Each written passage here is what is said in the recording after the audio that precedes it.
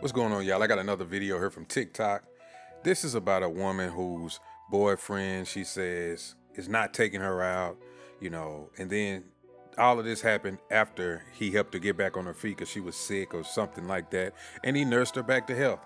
So let's check it out.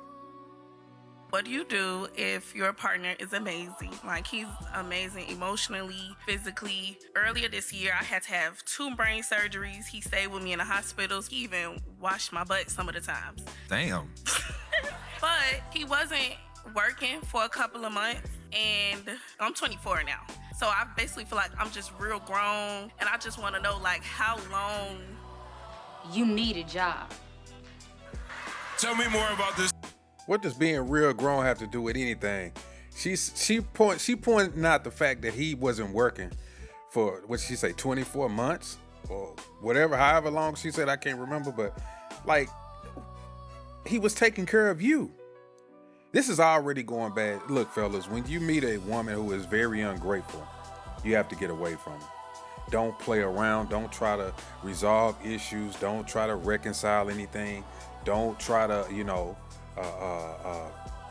fix it in your mind to say, oh, you know what, maybe she's feeling this way because she was sick. Don't rationalize anything. Just leave. 24 are grown. That's not me talking, that's the crowd. So what's your question?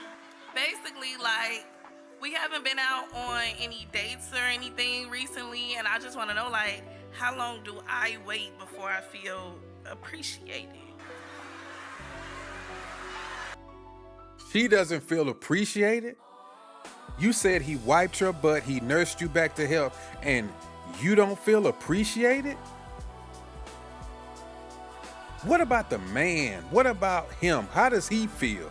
Because I don't think you appreciate him enough by you coming on this panel or wherever this is taking place and talking about him the way that you're talking about him. And if he see this, he should definitely be breaking up with you. Because she's questioning things about you when you should be questioning things about her. This saying.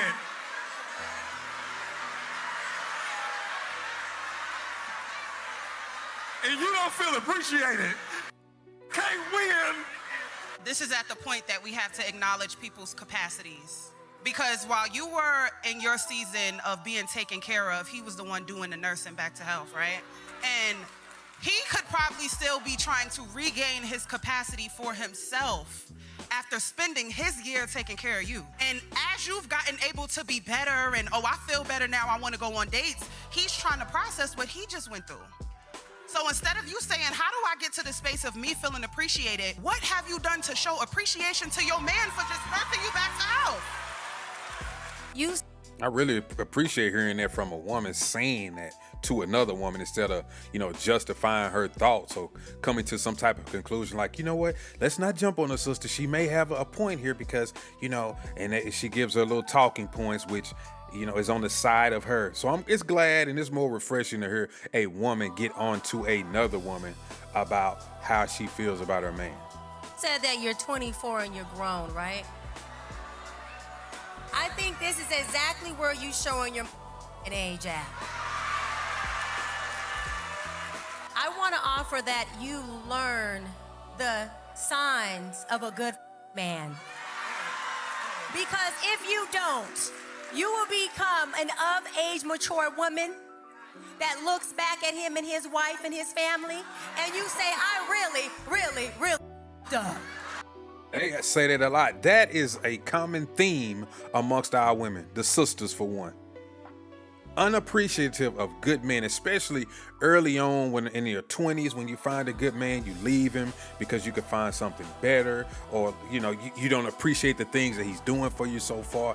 And then you get older, you done been in a couple of relationships, maybe had some prior engagements or a marriage, and you have a couple of children, and you see that guy who finally surpassed all of those things and eventually leveled up, and now you look at him as if like, damn, I really missed out on that guy. Well, you had the opportunity to have him. You had the opportunity in the beginning and you gave it up because you thought that you were better or you thought that you could do better. Before I got into podcasting, I was a registered nurse. And I'm going to tell you, the idea of love that we have in our youth is not real love. That love where that person is incapacitated, can't wipe themselves, but that partner is there every single day hitting that call light, making sure I bring that meal, watching me wipe and say, you know what, you're not doing it right. Let me step in and do it. That idea of love you got exposed to at 24. You live long enough, you will outlive your money and your house and those cars. And sometimes your children, they get their own lives, they move to different places, and ain't nobody there to take care of you but that woman you treated right or that man you treated right.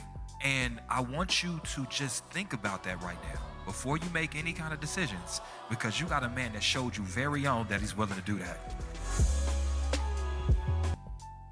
That's a fact. She found the guy who was in the beginning willing to do everything that she wanted, but she wouldn't even take the time to be appreciative of what he brought to the table. And women would scream and holler up and down how this man didn't bring anything to the table. I was doing this and I was doing that. He actually nursed you back to health, and you didn't even, it's like that never registered to you like, damn, this man really, really loves me. I was almost dead. I've had 2 brain surgeries. He wasn't even working and still taking care of me. How was his mental health after all of this? Maybe he's exhausted. Maybe he's like, it's too much for him. It's extremely too much, and he needs to take a break, focus on himself, get back to where he was, and so he can be better for the both of y'all.